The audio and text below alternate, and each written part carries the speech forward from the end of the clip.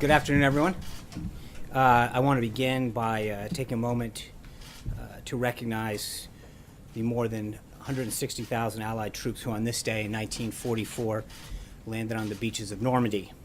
Thousands of Allied soldiers lost their lives and thousands more were wounded during the fight to liberate Europe from Nazi control. We all owe the brave troops who were involved in this critical operation an enormous debt of gratitude for the freedom that we all enjoy today. Last night, the President was truly honored with the Vice President to host a reception and First Lady here at the White House to pledge our love, support, and undying gratitude to the Gold Star families who have experienced a similar sacrifice firsthand.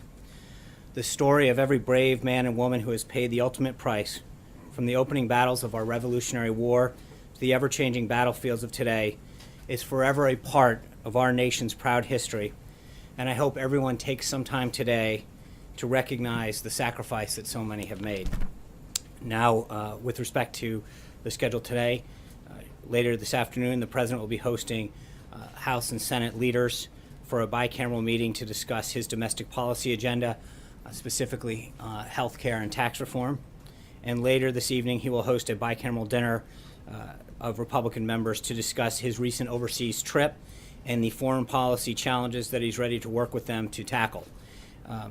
President Trump, as you know, has already signed in 36 individual bills into law, 14 under the Congressional Review Act. He passed the repeal and replace of Obamacare through the House, and the President has embarked on a historic first trip overseas, showing how quickly and decisively he's acting to rebuild America's standing in the world. And we've become the first administration since 1881 to confirm a Supreme Court justice within the first 100 days. Those are all things that I think will probably be discussed with some of these members of Congress today. And now that they're back from Memorial Day recess, we really look forward to carrying on with the agenda. On health care, as Sarah mentioned yesterday, we just don't have time to waste. Obamacare continues to collapse. I mentioned before, a third of the counties have only one provider on Obamacare. The average individual premiums have increased 105% on average from 2013 to 2017.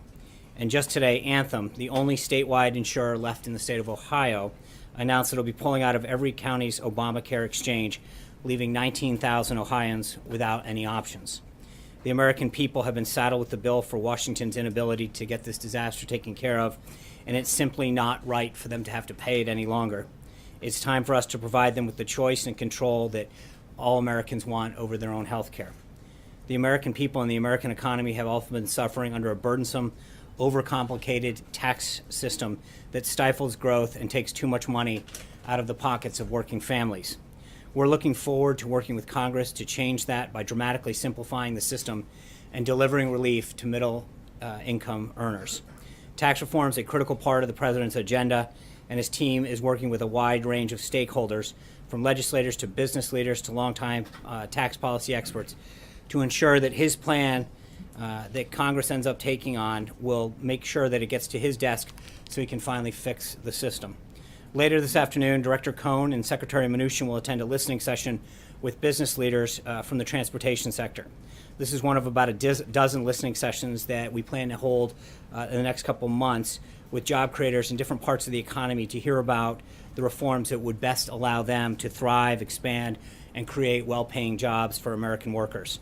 The Vice President is also meeting with legislators on the Hill today to discuss these next steps on all of the above policies. Elsewhere, the President's cabinet remains focused on acting his agenda in their departments and agencies. Secretary of Labor Acosta announced that the Department of Labor will strengthen its focus on preventing visa program abuse and take every available legal action against those who abuse the programs. This includes reporting cases of criminal fraud to the Office of Inspector General, establishing a working group to coordinate the enforcement activities to maximize efficiency, using all tools in conducting civil investigations to enforce protection for the American worker provided by the visa programs, and developing proposed changes to the current system to better identify violations and fraud and greater transparency. The President obviously was elected on a promise to prioritize the American worker, and his entire team here in the White House and throughout government is working hard in their respective areas to fulfill that. With that, I'd be glad to take a few questions. John. Sean, moments ago, Mitch McConnell, who will be here in the next few minutes, reiterated that he is not a fan of the president's tweets. We understand, and you've explained several times, that the president likes to have this conduit where he can talk directly to the American people. But does he sometimes cross the line where his tweets become the news, become the agenda, and it actually impedes his ability to get things done? Well, in the context of your question, I think you helped answer. The president is the most effective messenger on his agenda, and I think his use of social media, he now has a collective total of close to 110 million people across different platforms, gives him an opportunity to speak straight to the American people, which has proved to be a very, very effective tool. Using it and using it wisely can be two different things. Right, and I think the same people who are critiquing his use of it now critiqued it during the election, and it turned out pretty well for him then. Blake. Sean, let me ask you about health care. You mentioned the meetings that are taking place. Senator Lindsey Graham said the other day that he, quote, he was asked whether or not there will be Senate will be able to get a deal together. He said, I don't think there will be. Senator Burr said it's unlikely that we will get a health care deal. So are they just misinformed? What's the difference between what Republican leadership in the White House is putting out and what some Republican senators are saying? They don't think a deal is possible at some point this year. Well, this is an opportunity. I think today the president's going to talk about that when he meets with the leadership, but they're going to work their will, and I think they're all going to come together. These, by and large, every elected Republican in the House and the Senate campaigned on this for the last 7 years, and I think that they will come together to make sure that they achieve the goals of lowering costs and providing greater access. But I know there's a commitment by the leadership and the committee chairs, and we remain very hopeful that it's going to get done. Infrastructure, Chuck Schumer just a little while ago called the infrastructure plan an investment bank infrastructure plan, a Goldman Sachs plan. He said it is a sure loser here in Congress, his words. Are you guys willing to commit more than the $200 billion, the federal government, to potentially meet Democrats whenever a bill comes forward to try to get that across the finish line? Well, look, I think the American worker and our infrastructure are the president's priority in this, putting people back to work, establishing, fixing those roads and bridges that allow our economy to thrive and grow. He's talked, the president that is, has talked about the impact of, broken bridges and bad roads have an impact on the economy and the ability to people to deliver goods to market.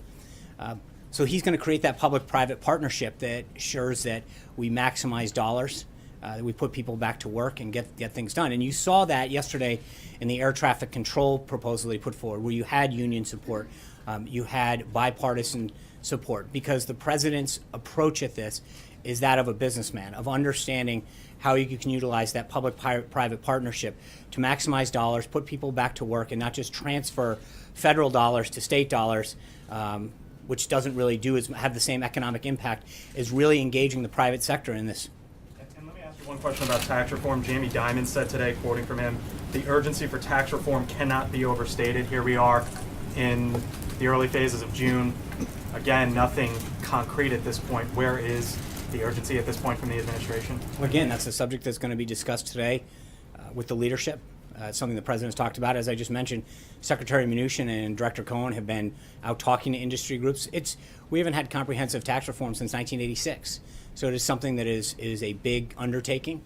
When you're talking about the magnitude of this, both on the corporate side and on the individual side, and the impact that it's going to have on our economy and job creation, we need to get this right. We need to involve stakeholders from a variety of backgrounds to make sure that we get it right, and that's what the president and his team are doing. I want to talk to, someone asked the other day where our Skype folks are. I just want to make sure. David from Fox 29 in Philadelphia. Sean, thank you so much for taking the time here. We really appreciate it here in Philadelphia and the greater Delaware Valley. We do have a question about the president's budget proposal, specifically the proposal to eliminate the deductions for local and state taxes, property taxes. In New Jersey, folks reportedly pay the highest amount of property taxes in the nation. There was a Quinnipiac poll that said 57% of folks surveyed do not support the proposal to get rid of those deductions. So the question is, what do you say to the folks who are worried they may take a major hit here? Well, David, thank you for asking. I think if you look at the principles outlined by Director Cohn and Secretary Mnuchin when they talked about the president's tax reform agenda. One of the principles was increasing the standard deduction. So for a middle-income family, you're talking about a doubling of that to $24,000. We estimate that about 95% of the folks that file now would not take individual deductions because of the large increase that would happen. Most middle-income Americans would actually save more under the president's plan because of the large increase that would exist with respect to the standard deduction. Blake, sorry. Thanks, Sean.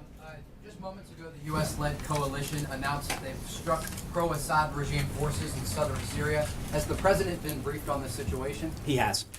And a quick follow-up question on the president's tweets. Are President Trump's tweets considered official White House statements? Well, the president is the president of the United States, so they're considered official statements by the president of the United States. If I can follow up on that question, is President Trump at all concerned that his tweets could be used against him at the level of the Supreme Court when the ACLU takes on this travel ban case? Well, I think we've made it clear with respect to that that the court should follow the law, and I think the danger is real, the law is clear, and there's no question that we should prevail at the Supreme Court. Amen. Thank you, Sean. Can you tell us where the president's going to be and what he's going to be doing on Thursday at 10 a.m.? Is he going to watch former Director Comey's testimony up on Capitol Hill? The president's got a full day on Thursday. There's an infrastructure meeting with mayors and governors to talk about some of the projects that need to get out of that public-private partnership that I just discussed. He's giving a speech midday to the Faith and Freedom Coalition downtown. There's going to be a very busy day, as all of his days are. Look, as I just said, the president's going to have a very, very busy day, and as he does all the time, and I think his focus is going to be on pursuing the agenda and the priorities that he was elected to do. I'm going to get to our second guy here, Scott Hennon at KFYR in the Dakotas. Hi, Sean. Good to talk with you. I host a radio show here in, as you mentioned, North and South Dakota, Minnesota, and Northern Plains, and have the blessing of talking to listeners every day who are enormously frustrated right now with the way that Washington works.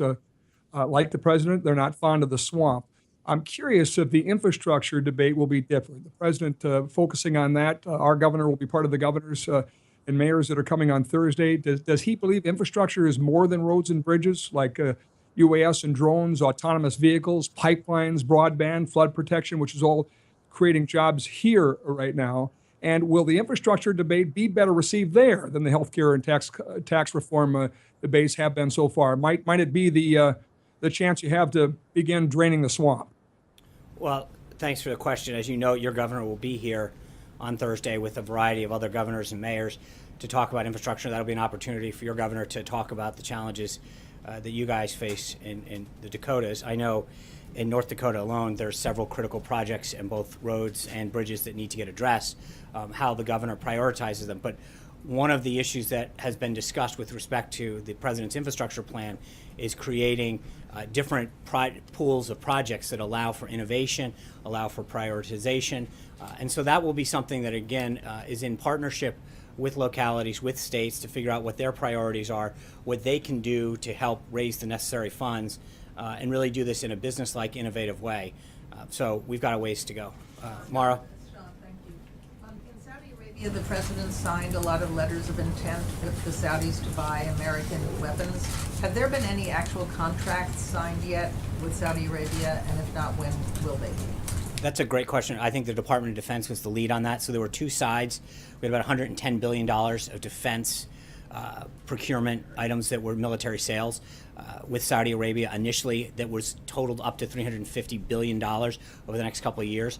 The immediate $110 million, I believe, were signed right then. Actual contracts? I believe so. That's something that you should follow up with the Department of Defense.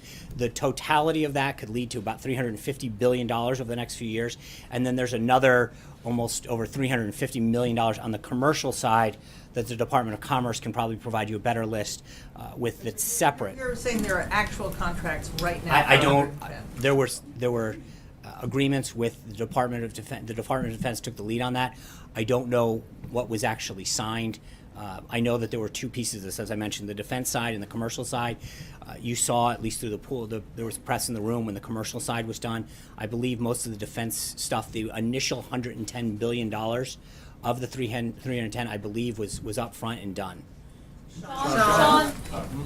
I wanted to ask about the president's tweets this morning on the Saudi-led isolation of Qatar. I had two questions. The first was the president seemed to be taking credit for the action, so I'm wondering if the White House actually encouraged sort of rupture among the Gulf states, and did the president or anybody in the administration speak to the Saudis before it happened about what was going to happen? This issue is not new. It's been there's been tension among Qatar's neighbors for quite some time, and the situation was notified through proper diplomatic channels.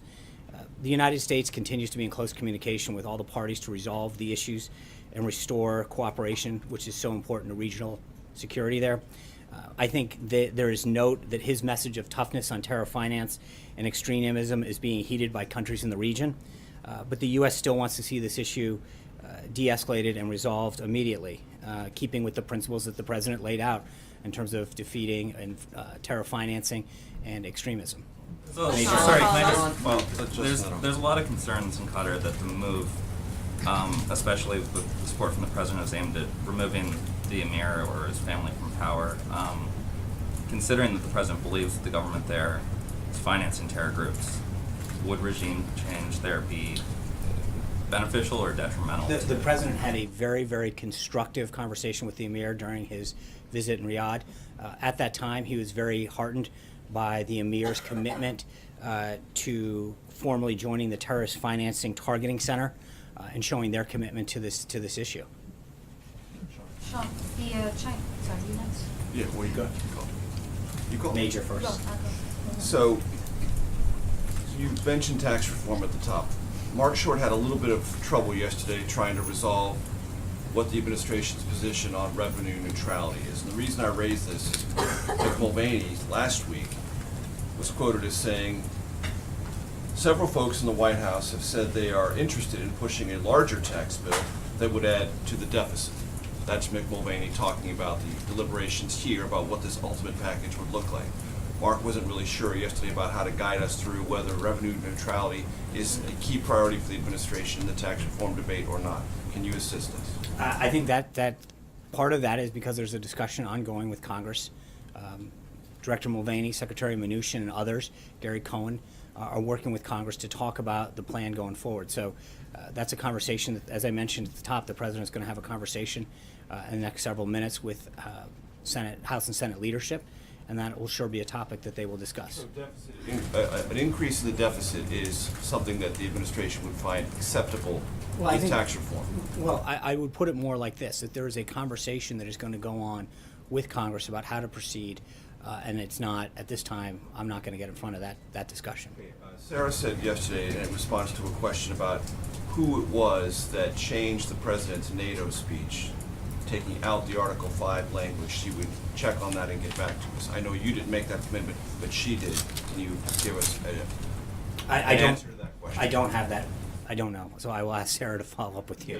Can you confirm that that in fact is what happened? There was one speech and a different one was prepared late in the process, and that speech did in fact take some of those who believed they were aware of the first speech by surprise. I think, as we've commented before, the president's speech at the top talked about Article 5. We were at a NATO Article 5 commemoration.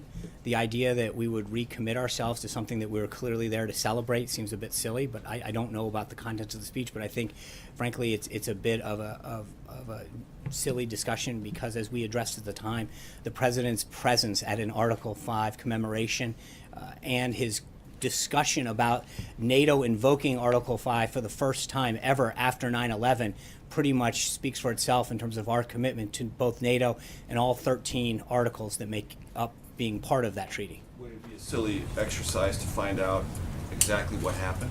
Well, again, there's a lot of things that happened. Significant reporting that there was one version and then another version was delivered. And that I was the understand, but last I would change. argue that there's a lot of things that go on behind the scenes in terms of every speech, every meeting that the president has in terms of preparation, and until the president gets a version that he feels is appropriate on any number of subjects, it's not appropriate for us to go out there and share it. But I will follow up with Sarah on that thing. But I think to the broader point is that the president remains entirely committed to NATO and to all of the articles, not just Article 5. Last question, how would you describe the president's level of confidence in the Attorney General, Jeff Sessions? I have not had a discussion with him about that. Last time you said that, there was a development. I'm asking, I'm answering a question, which is I have not had that discussion with him. So you can't say he has confidence in his Attorney General? I said I have not had a discussion with him on the question. If I haven't had a discussion with him about a subject, I tend not to speak about it. Sean, the Chinese government rejected a call from the State Department to release 3 activists that were detained amidst a Chinese shoe company and Right. produced shoes for Ivanka Trump and others. Does the White House have any specific comment on these detentions? Does the president, does Ivanka Trump want to see these people released? I think the State Department has made it very clear the U.S. position on that. Will continue to exert the proper diplomatic pressure on that. Hear from the president It's or a Ivanka State Trump? Department issue, and I would suggest that you follow up with them. Olivia, I'm sorry, hold on. Can I You just wait. say the London mayor is saying that the president should no longer come on a state visit there. Are there any plans at this point? I know he's been invited. He Is has. he still intending to visit at some He point? appreciates Her Majesty's gracious invitation. Thank you, Sean. Two on Afghanistan troops. Before the foreign trip, the president's first foreign trip, senior officials were telling us that you guys would unveil the results of the Afghan review and the president's decision-making after the foreign trip. Do you have a timeline for us? When can we expect this announcement? I think the president will continue to discuss that with Secretary Mattis, General McMaster, and others, and when he feels as though he's comfortable with a plan that he wants to push forward, we'll let you know. What does victory look like in Afghanistan? I think a stable government, us free from threats, and that's, again, I think we've commented on that before. We want to make sure that we root out all forms of terrorism and provide stability in the region. Dave. Sean, yesterday there was the first case of a leaker in this administration being arrested. The Justice Department announced the charges, and it seems pretty clear from reading her social media posts that she is an opponent of the president and his policies. First of all, was the president made aware? Did he have a reaction to this arrest? I don't know, and as you guys know, with respect to all kind of ongoing investigations, we would never comment on an ongoing investigation. That being said, I think that you've heard the president very clearly talk about the concern that he has about unauthorized disclosures of classified and sensitive information and the threat that they can pose to national security. So while I don't want to comment on any specific case or allegation, I think it is important to note that any disclosure of classified or sensitive information can clearly threaten our national security. John. Thanks so much, Sean. You have said on many occasions from the podium that the president's tweet speaks for itself. Yesterday, in a series of tweets, the president faulted the Department of Justice for its defense of the president's executive order on immigration. Given that he has faulted the DOJ, does he also fault the person who leads the DOJ, the Attorney General Jeff Sessions? I think I've answered that question. But as it relates to Thank you. Despite what you have said today and what Sarah said yesterday. Oh, you said John. Sorry. Go ahead. Sorry, John. Despite what you just said about the dispute in the Persian Gulf, it's clear the president is taking sides in this. Why? In what way? He said today on Twitter, all reference was pointed to Qatar. Perhaps this will be the beginning of the end to the horror of terrorism. Well, I think, as I commented on this, he's noting the message of toughness on terror financing. No, that's not what I said. I think he had a very productive discussion with the emir during his visit in Riyadh. He was very pleased that they joined with the other Gulf nations in their support of the Terror Financing Center to root that out, and he's pleased with the movements he's taken. But obviously, he is very concerned about terror financing and stomping out ISIS and all forms of terrorism. John Gizzi. Yeah, thank you, Sean. Two questions. First, is the president comfortable with Robert Mueller as the special prosecutor, and does he believe that a president has the right to replace the special prosecutor if he or she exceeds his mandate in that position? I literally have not had that kind of conversation. I have not discussed that with the president. Right. My other question is this. On Sunday, the president put out a very forceful commemoration of the Battle of Midway 70 years ago. He did not know anything about the 25th anniversary of Tiananmen Square in China, the uprising, the building of the Goddess of Liberty. Is there going to be any statement about the the brave uprising in China of a quarter century ago. I'll look into that, John, for you. With that, guys, I know the House and Senate leadership are here, so thank you guys very much. Sean, come on.